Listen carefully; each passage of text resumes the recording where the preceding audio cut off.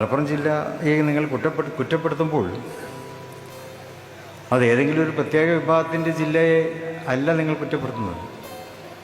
അത് ഇടശ്ശേരിയുടെ ജില്ലയെയാണ്, പൂന്താനത്തിൻ്റെ ജില്ലയെയാണ്, തുഞ്ചത്തെഴുത്തച്ഛൻ്റെ ജില്ലയാണ്,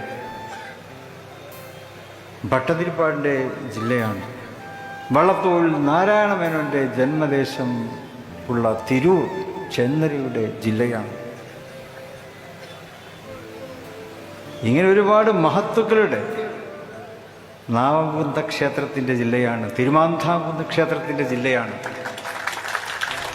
ഈ ജില്ലയുമാണ് ഇവരുടെയൊക്കെ ഇതിൻ്റെയൊക്കെ പ്രതിനിധാനം വഹിക്കുന്ന ജില്ലയെ കൂടിയാണ് നിങ്ങൾ കുറ്റപ്പെടുത്തുന്നത് എന്ന്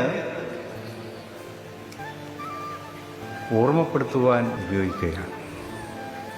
കാരണം ഈ ജില്ല എല്ലാവരുടേതുമാണ്, ഏതൊരു വിഭാഗത്തിൻ്റെ മാത്രം ജില്ലയല്ല. ചരിത്രത്തെ തിരുത്താൻ ശ്രമിക്കുന്നവർ ചരിത്രത്തിൽ മായ്ക്കാൻ ആവാത്ത അധ്യായങ്ങളെക്കുറിച്ചും അവർ ഓർമ്മിക്കുന്നത് നന്നായിരിക്കും എന്നാണ് നമുക്ക് പറയാൻ. രാജ്യത്ത് ഏറ്റവും സാമുദായിക സൗഹാർദ്ദം നിലനിൽക്കുന്ന ജില്ല ഏതാണെന്ന് ചോദിച്ചാൽ അത് ഇന്ത്യൻ യൂണിയൻ മുസ്ലിം ലീഗിന് മേധാവിത്വമുള്ള ഈ മലപ്പുറം ജില്ലയാണ്. 1969 മലപ്പുറം ജില്ല രൂപീകരിച്ചപ്പോൾ അതിനെ എതിർക്കാൻ അന്ന് RSS നേതാവായിരുന്ന, ജനസംഘം നേതാവായിരുന്ന AB വാജ്പേയി മലപ്പുറത്ത് വന്ന് പ്രസംഗിച്ചിട്ടുണ്ടായി. ആ AB വാജ്പേയി തന്നെയാണ് പിന്നീട് കുടുംബശ്രീയുടെ ഏറ്റവും നല്ല ജില്ലയായി ഈ മലപ്പുറത്തെ പ്രഖ്യാപിക്കുന്നതിന് വേണ്ടി മലപ്പുറത്ത് വന്നതും മലപ്പുറത്തെക്കുറിച്ച് നല്ലത് പറഞ്ഞതും. അതാണ് മലപ്പുറത്തിൻ്റെ ചരിത്രം. മലപ്പുറത്തെക്കുറിച്ച് മോശമായി ആരെങ്കിലും പറഞ്ഞിട്ടുണ്ടെങ്കിൽ അവരെല്ലാം മലപ്പുറത്തെക്കുറിച്ച് നല്ലത് പറഞ്ഞുകൊണ്ടാണ് ഇവിടെ നിന്ന് തിരിച്ചു പോയിട്ടുള്ളത്. അത് മലപ്പുറത്തിൻ്റെ പ്രത്യേകതയാണല്ലോ. ഇവിടെ ഇരുന്ന ഉദ്യോഗസ്ഥന്മാരൊക്കെ പേടിച്ചുകൊണ്ടാണ് ഇങ്ങോട്ട് വരാറുള്ളത്. എന്നാൽ പേടിച്ചുകൊണ്ടാണ് അവർ തിരിച്ചു പോകാറുള്ളത്. എവിടേക്ക്? സ്വന്തം നാട്ടിലേക്ക്.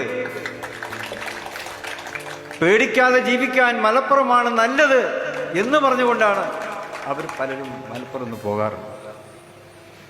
അതാണ് മലപ്പുറത്തിൻ്റെ ചരിത്രം.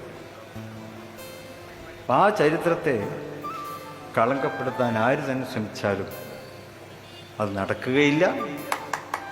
ഇതിവിടെ കല്ലിൽ കുത്തിവെച്ചതുപോലെ രേഖപ്പെടുത്തപ്പെട്ടതാണ്. മലപ്പുറത്തിൻ്റെ നന്മയുടെ ചരിത്രം കല്ലിൽ കുത്തിവെച്ചതുപോലെ രേഖപ്പെടുത്തപ്പെട്ടിട്ടുള്ളതാണ്. അതിനെ സംരക്ഷിക്കുവാൻ പുതിയ തലമുറയും തയ്യാറാണ് എന്നുള്ളതിൻ്റെ തെളിവാണ്. ഇവിടെ മുമ്പ് നിങ്ങളൊക്കെ വിശേഷിപ്പിച്ചിരുന്ന പോലെ കള്ളിത്തുണിയും പച്ച ബെൽറ്റും ധരിച്ചിട്ടുള്ളവരല്ല ഇവർ.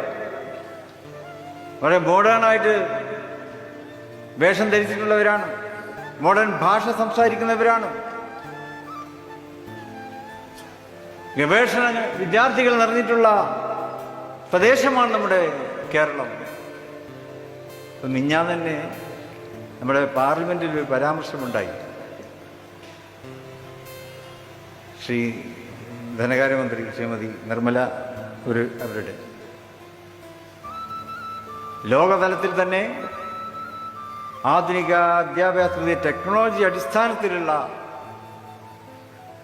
വിദ്യാഭ്യാസ പദ്ധതികളുമായി മലപ്പുറത്തിൻ്റെ അരീക്കോട് മുന്നേറുന്നു എന്നാണ് അവർ പറഞ്ഞത്. അവർ സഭയിൽ ചോദിച്ചു, അരീക്കോട് എന്ന് പറഞ്ഞപ്പോൾ ഞാൻ പറഞ്ഞത് ശരിയല്ലേ എന്ന് അവർ ചോദിക്കുന്നുണ്ട്. ഈ അരീക്കോട് ആ സ്ഥലത്തിൻ്റെ പേര് ശരി തന്നെയല്ലേ എന്ന് പാർലമെൻറ്റിൽ ചോദിക്കുന്നുണ്ട്. അത്രമാത്രം സ്പഷ്ടമായിട്ട് പാർലമെൻറ്റിൽ പറഞ്ഞു. ഈ ജില്ല പുതിയ കാലഘട്ടത്തിൻ്റെ എല്ലാ സാധ്യതകളെയും പ്രയോജനപ്പെടുത്തുന്ന ജില്ലയാണ്. ഈ ജില്ലയ്ക്ക് മുന്നോട്ട് പോകാൻ കള്ളക്കടത്തിൻ്റെ ആവശ്യമില്ല എന്ന് പുതിയ തലമുറ തെളിയിച്ചിട്ടുണ്ട്.